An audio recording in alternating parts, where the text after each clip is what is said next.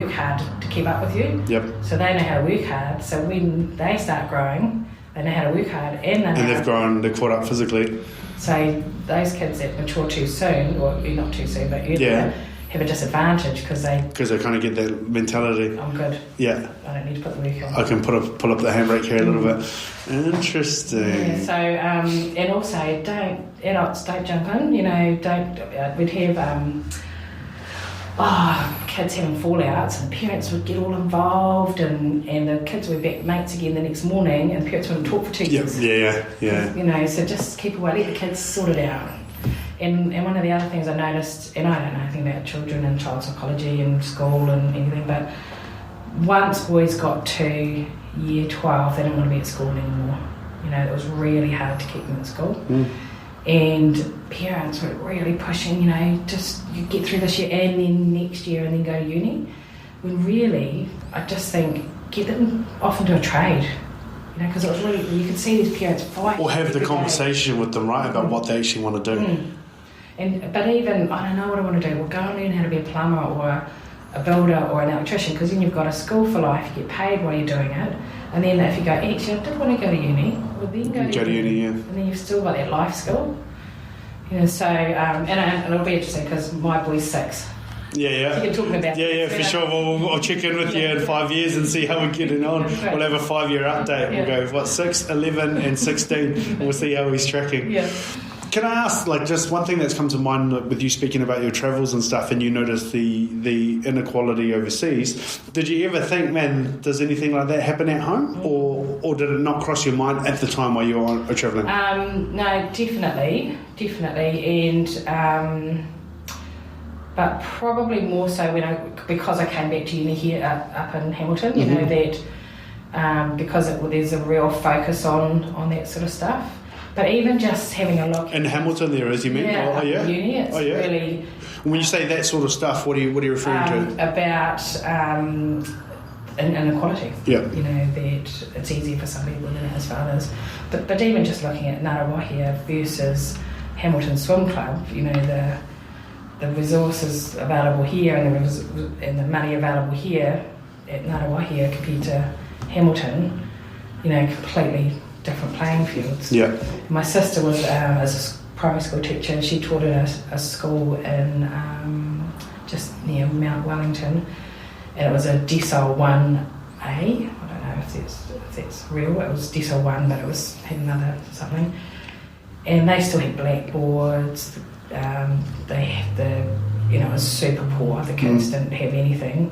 And she went from there to Southall, which is a private primary school. Yep. And just the difference, it's like two different worlds. Just completely,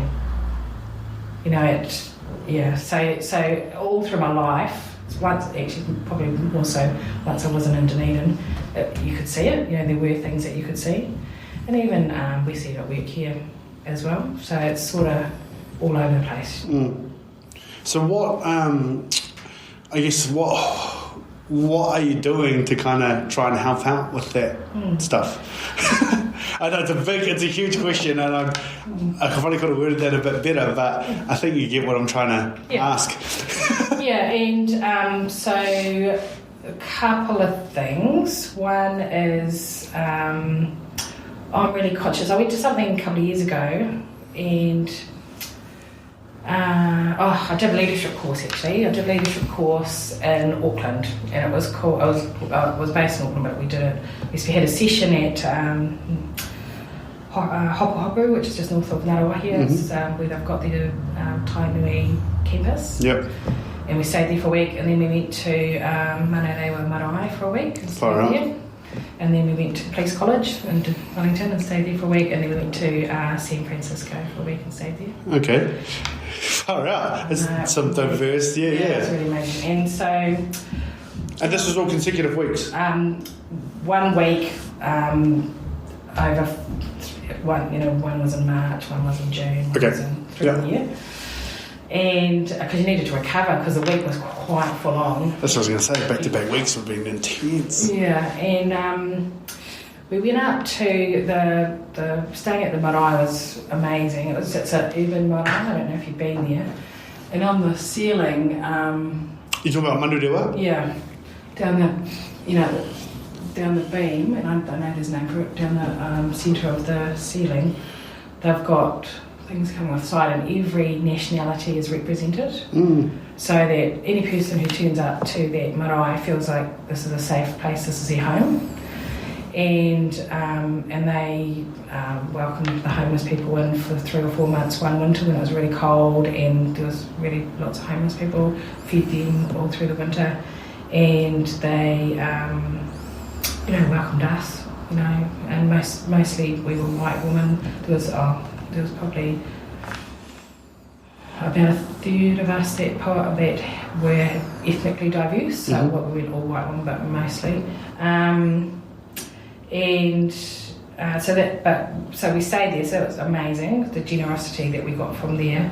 But then we went and visited a Hindu temple, and they welcomed us in, and they said, look, this is for everybody. This isn't just for Hindus, this temple. Anyone's welcome. No one's ever going to be judged. You just come in, follow the protocols, and you're all welcome. And then they said, so what we do, every Sunday, we volunteer and we cook meals for any person. And it could be somebody who's a student, someone from, who's a new immigrant, could be homeless, could be just anybody turns up, and they feed 1,000 people every Sunday for free. And so we were blown away. It's like, what do I do? Do I do that for my community? Yeah. And then the next day we went to the Sikh temple, and every single day people from the Sikh community volunteer for an hour and a half to go and cook and serve. So we got served, we sat on the floor and they dished up a beautiful meal for 500 people. And this is voluntary. Every day? Every day. And in the Sikh community, I don't know much about it. Neither. In the Sikh community, to be a good Sikh, you've got to give you've got to do things for your community. So the higher up you get, the more that you've done for your community. And so to be a good person, you've got to give. And so Sikh people are just giving all the time because it's part of their aligns with their values. Yeah. And so the next day we went to the Pacific Advanced Senior School. So it's a charter school that was set up. Michael Jones is on the board. Cool. And there was a guy in Gisborne who was teaching, and so he was tapped on the shoulder and said, "Oh, can you come and run the school?" And so it's for year 11, 12, 13, and they are all Pacific kids, and they've come from other schools because obviously school doesn't start at year 11, so they've come from other high schools. They've either been bullied or they haven't got on, or they've been in trouble, and they come to this school and they turn up at 8 o'clock in the morning. They've got a really basic uniform that everybody wears the same uniform because most people can't actually afford the uniform. Yeah. And the first thing they do is they get them to do some exercise. So all the kids turn up and they either run down to the boxing gym and do boxing, they do a dance class, they do calisthenics, some kind of exercise, and then they sit down and have breakfast. And breakfast is the community, a lot of the community provide the breakfast, and food gets delivered and stuff. And then after that they do worship, so they sit together and they have a bit of a worship and they do some sing-along, and then after that they have sort of like the school assembly, and the principal says, right, this is what we're up to do with teachers, exams are coming up, we're focusing on this, And so they got to school at 8 o'clock, at 10 o'clock they start learning. So these kids all most of them come from pretty disadvantaged families. Yep. There might be 13 of them, you're living in a 2 or 3 bedroom house. The 6'2" young man either sleeps on a 2-seater sofa or on the floor. Whoever gets to the sofa first gets it. Yeah. And there's no quiet space in the house for them to learn. They can't study, and so having this school completely changed their life because it was they had 2 hours to get whatever had happened last night out of their head. Yep. And get themselves in a position to learn. Yeah, that 2 hours of priming before the learning starts, man. Like, that's amazing. Yeah, just so powerful. And the principal just talked to us about how much of an impact it had. Oh. And so when you had a 2-week trial, so you didn't automatically get into the school. So you turn up and you're there for 2 weeks, and if you don't sort of fit in, if you don't follow the rules and meet the expectations, then you don't get a uniform and you don't get to stay. But Michael Jones, the board has to kick people out, and I don't think he's brave. He's not that kind of person. So No. And he said, here's us, mostly white women who are business people. And what was really sad, or what was shocking for me, was we hung out with these kids for the day. They were awesome, really cool, but they were really shy. They wouldn't talk to us. They wouldn't come close to us or talk to us, and certainly wouldn't look us in the eye. But I now know that it was disrespectful to people, so I got it. But when we're trying to engage with them, and what do you want to do? Oh, you want to be a lawyer? Cool. What here's my thing, and we'll connect, and we can. And then we talked to the principal afterwards, and he said that most of the kids in that room had never been in a room with a white woman before. So they live in New Zealand, in Auckland, and a part of Auckland that they don't mix with Pākehā. So for them, it was a cultural shock. Like, we were like aliens. Yeah. And so they sort of talked to us about that part way through the day, and so then we said, well, maybe they need to hear some of our stories, because they might realise that we're actually not too dissimilar. Yep. And so a couple of the women got up and said, I'm from a solo fam, we couldn't afford to eat. I'm the first person in my family to go to university. And these kids are going, oh my God, they're just like us. They could be like our sisters. Yeah. And the principals told us a story about, and so they wrote us a note after we'd gone and said, thank you so much. You guys were it was so life-changing meeting you. We didn't realise that we were so similar. We thought we were completely different species. And we think you were like our sisters. How cool is that? That's amazing.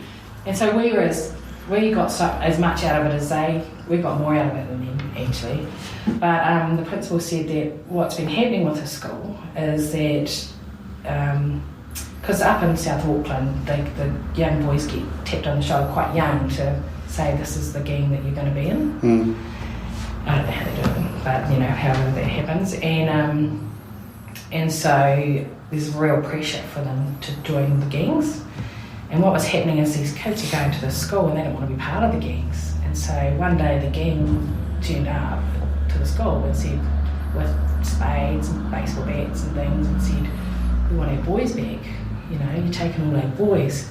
And the principal, he'd come from, he was in Samoa, and then he worked in Gisborne for a bit, but he hadn't really had much to do with gangs. I mean, he heard about these gangs, the kids at school were talking about them, he was like, oh yeah, whatever. Gangs. Yeah. And then they turned up and he's like, oh yeah, they're real. Okay, I get it. And so he didn't really know how to deal with it. So he was just kind of like, oh, okay, guys, you can come too. If you want to, they're staying, they want to be here, but if you want to be here, you can come too. The guys are going, oh, well, we don't want to be at school, what are you on about? And he said, we do all these things, we go this, and do you know what, next year we're going to go down to the mountain and we're going to see some snow. And these kids were like, what? Oh, so these were kids that turned up. Probably 13, 14, 15, 16. They're the ones that turned up with the spades and that. Yeah. Oh shit! I thought you were saying. I thought this was men that turned up wanting the kids. They probably look like men. Yeah, for sure. And they might have been 19. But they're school age. They're school age. By the time we'd finished with them, they'd all put their weapons down, and they were like, yeah, okay, we'll give it a go. And so they come to school, and so some of those boys were still at school when we got there, and they were doing NCEAs. And they weren't finishing by the time they were 18. They might have still been hanging around till they were 20. And they were only doing one paper a term, and then having to work it somewhere to help pay for the family. But at least they're still engaged in education, and at least they're still getting it. And so there was a real example of what we do. We've just got this blanket this is how we do it. You know, we go to school. We all go to these schools. Look like